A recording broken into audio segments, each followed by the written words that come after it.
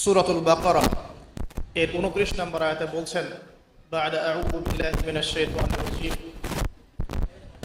আল্লাহ রাব্বুল আলামিন বলছেন কাইফা তাকফুরুনা বিল্লাহ, তোমরা এই মানব জাতি কিভাবে আমাকে অস্বীকার করছো।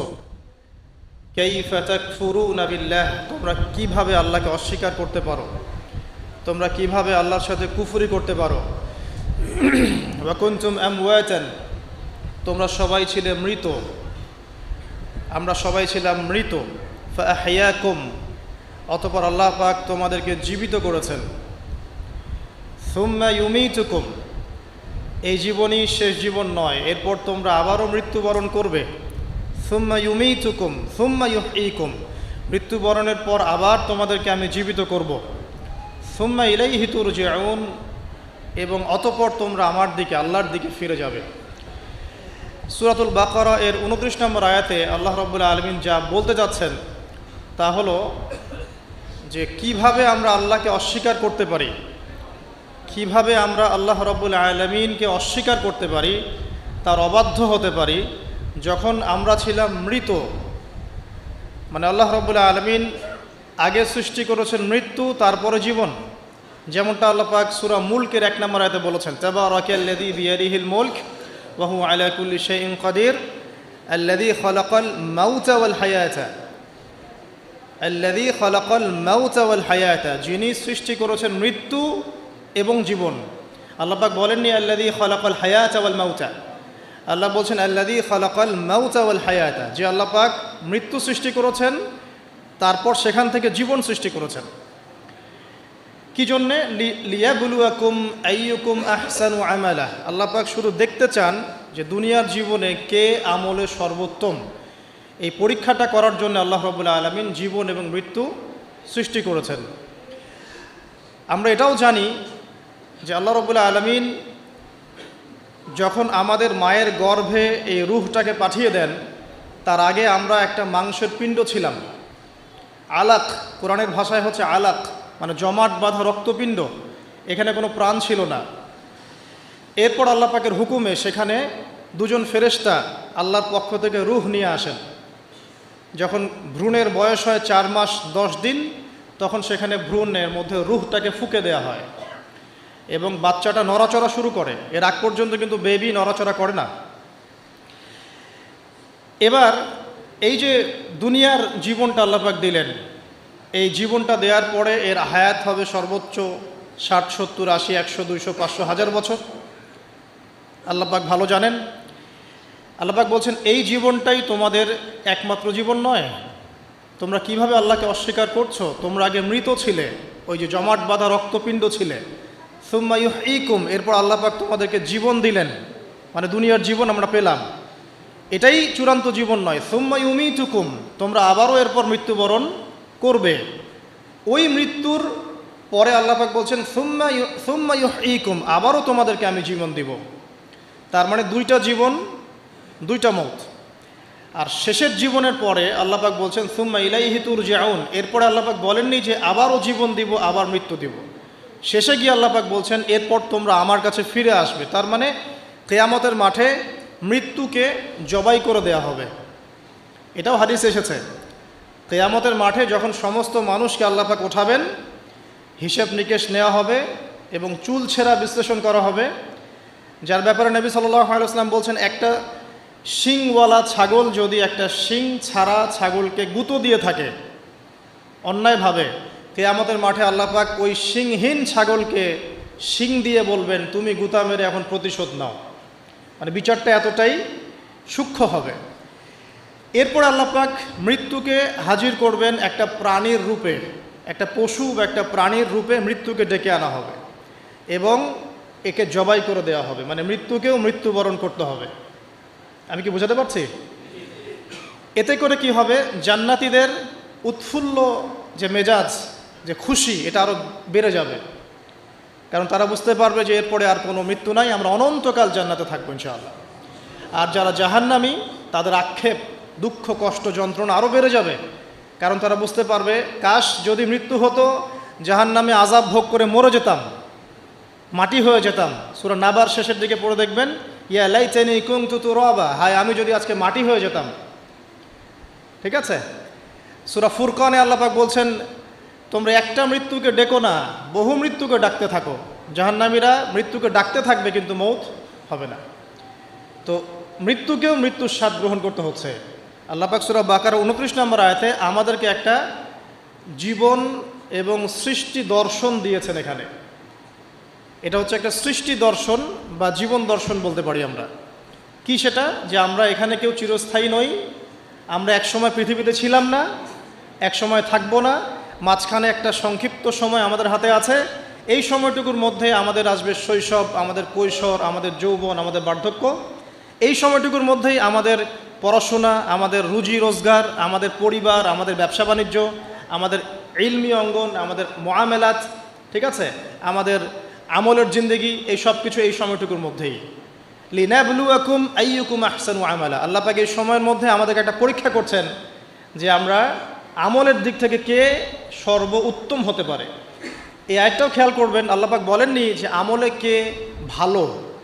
আল্লাহ পাক বলছেন লিনাবলুয়াকুম আইয়ুকুম আহসানু আমালা। আল্লাহ পাক বলছেন আমি দেখতে চাই আমলের শ্রেষ্ঠটাকে। যারা আরবি ব্যাকরণ বোঝেন তারা বুঝবেন, হাসান মানে হচ্ছে উত্তম, আহসান মানে সবচেয়ে উত্তম। যেমন কবির মানে বড়, আকবার মানে সবচেয়ে বড়, সগীর মানে ছোট, আসগর মানে সবচেয়ে ছোট। এখানে আল্লাহ পাক বলছেন আহসান। আল্লাহ পাক দেখতে চান যে আমলে আমাদের মধ্যে সর্বোত্তমকে। তো এই আয়াতটা প্রমাণ করে যে এভারেজ মুসলিম হলে চলবে না। মানে এভারেজ মুসলিম কে এটা দেখার জন্য আল্লাহ পাক আমাদেরকে সৃষ্টি করেন নাই। আল্লাহ পাক দেখতে চান আমাদের মধ্যে বেস্টকে, সবচেয়ে ভালোটাকে। তো ওই এভারেজ মুসলিম হওয়ার যে মানসিকতা আমাদের মধ্যে কাজ করে, যে নামাজ পড়বো 5 ওয়াক্ত, রোজা রাখবো রমজান মাসে, ঠিক আছে, যাকাত দিব ইত্যাদি, এতটুকু করব আমি জান্নাতে চলে যাব। আল্লাহ পাক কিন্তু এটা দেখতে চাচ্ছেন না যে কারা এভারেজ মুসলিম। লিনাবলুয়াকুম আইয়ুকুম আহসানু আমালা, আল্লাহ পাক দেখতে চান সবচেয়ে শ্রেষ্ঠকে আমলের দিক থেকে। তো এই আয়াতটা আমাদের মধ্যে একটা জীবন দর্শন ক্রিয়েট করে যে আমরা পৃথিবীতে এসেছি, চিরস্থায়ী নই, আমাদেরকে মৌতের স্বাদ গ্রহণ করতে হবে। অতএব এই সময়টুকুতে আমার কাজ কি? এখন প্রথম কাজ রবকে চিনা। প্রথম কাজ কি? রবকে চেনা। তো রবকে চেনার জন্য আল্লাহ পাক কি দিয়েছেন? কোরআন কথা বলুক, আমরা কথা বলার চাইতে কোরআনই কথা বলুক, কোরআনকে বলতে দেন। কোরআন বলছে বিসমিল্লাহির রহমানির রহিম, তোমার রবকে, মান রব্বুক, কুল হুয়াল্লাহু আহাদ। তোমার রব সেই আল্লাহ যিনি হচ্ছেন কি? এক, যিনি এক, লা শারীকা লাহ, তার কোনো শরীক নাই। ওয়া বিযালিকা উমিরতু, এবং এই আল্লাহ পাকের সাথে শরীক সাব্যস্ত না করে তার ইবাদত করার জন্য আল্লাহ পাক নবী রসুলদেরকে আদেশ করেছেন। ঠিক আছে, আল্লাহুস সামাদ, আল্লাহ পাক অমুখপেক্ষী। অমুখপেক্ষী মানে কি? পুরো মহাবিশ্বের আল্লাহকে প্রয়োজন আছে, মহাবিশ্বের আল্লাহর কোনো প্রয়োজন নাই। আমি কি বুঝতে পারছি? পুরো মহাবিশ্বের এক আল্লাহকে প্রয়োজন আছে। মহাবিশ্বের প্রতিটা সৃষ্টি আল্লাহর মুখপেক্ষী, কিন্তু আল্লাহ পাক কারো মুখপেক্ষী নন। যদি এই মহাবিশ্বের সমস্ত মাখলুক মিলে সেজদায় পড়ে যায়, আল্লাহ পাকের যে ইজ্জত, যে সম্মান, এটার এক চুল বাড়বেও না কমবেও না। আল্লাহ পাকের ইজ্জত যেমন, সম্মান যেমন, তেমনই থাকবে। একইভাবে পুরো মহাবিশ্বের সমস্ত মানুষ যদি আল্লাহর সাথে কুফরি করে, আল্লাহর বিধানের পরোয়া করে না, আল্লাহ পাকের হুকুম আহকামের পরোয়া করে না, আল্লাহর ইজ্জত, সম্মান, ক্ষমতার যাররা পরিমাণও কমে যাবে না। পুরো মহাবিশ্বের সমস্ত মাখলুক যদি একত্রিত হয়ে আল্লাহর কাছে চায় যে আল্লাহ আমাকে এইটা দাও, আমাকে ওইটা দাও, আমার এটা দরকার, আমার ওইটা দরকার, আল্লাহ পাক সবার চাহিদা যদি পূরণ করে দেন, আল্লাহর খাজানা থেকে যাররা পরিমাণ কমে যাবে না। তো আল্লাহুস সামাদ মানে এটা, আল্লাহ পাক অমুখাপেক্ষী। লাম ইয়ালিদ ওয়া লাম ইউলাদ, তিনি কাউকে জন্মও দেননি, কারো কাছ থেকে তিনি জন্মও নেননি। এই যে এখন একটা প্রশ্ন, এখন তো মুক্ত চিন্তার নামে আমরা নাস্তিকতাকে প্রমোট করছি আর কি, হ্যাঁ, বাক স্বাধীনতার নামে, যে কি আল্লাহকে কে সৃষ্টি করলো? আল্লাহ যদি সব সৃষ্টি করে থাকে, নাউজুবিল্লাহ, আল্লাহকে কে সৃষ্টি করলো? আল্লাহকে যদি কেউ সৃষ্টি করে থাকে তাহলে সে তো আল্লাহর স্রষ্টা হয়ে যাবে, তাই নয় কি?